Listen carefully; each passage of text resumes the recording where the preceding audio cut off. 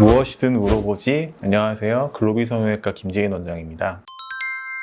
코 수술은 항상 이제 재료하고 좀 연관이 많은데요. 첫 수술에 있어서 보통 많이 사용하는 비중격 연골이나 귀연골 이런 것들을 쓰게 되는데, 그럼 이제 재수술을 할 경우에 기존 연골들을 다 쓴 상태에서는 이제 늑연골을 써야 하나, 이런 질문들을 환자분께서 많이 하시곤 합니다. 늑연골은 쓸 수도 있고 안 쓸 수도 있다는 게 사실은 정답인데요. 첫 수술을 해서 사용했던 비중격 연골이나 귀연골 등을 재수술 시에 이제 봤을 때 다시 사용할 수 있는 경우가 있습니다. 모양이 온전하고 분리했을 때 크게 손상이 없는 경우, 그런 경우에는 이제 그 연골들을 다시 사용해서 늑연골을 따로 추가로 사용 안 하고 사용할 수도 있고, 귀연골 경우에는 보통 사용했다고 하시면 한쪽 귀를 쓰기 때문에 재수술의 경우에 있어서는 반대편 귀를 사용하는 경우도 있고요. 또 첫 수술에서 귀연골만 사용한 경우 비중격 연골을 추가적으로 떼서 쓸 수 있는 경우도 있기 때문에 일단은 반드시 늑연골을 써야 한다라고 말할 수는 없습니다. 하지만 요즘에는 또 연골을 좀 사용하는 편이 늘어나고 있기 때문에 1차 수술에서 귀연골이나 비중격 연골을 모두 사용하는 경우가 많고,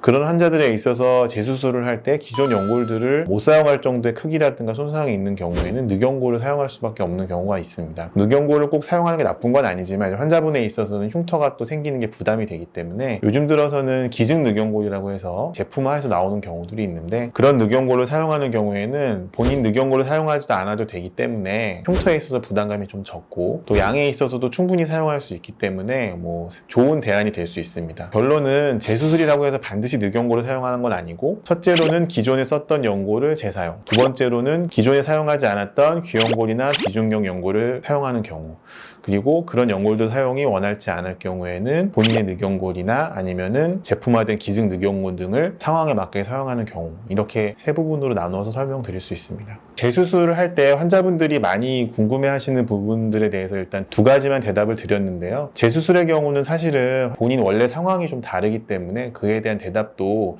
다 달라질 수 있기 때문에 재수술이다 생각하면 인터넷이나 이런 데 찾아보시는 것도 중요하고 이렇게 지금 유튜브를 보시는 것도 중요하겠지만, 일단 본인 상황이 다 다르기 때문에 아무래도 병원에 가셔서 직접 의사하고 얘기를 해보시는 게 제일 정확한 답이라고 생각은 됩니다.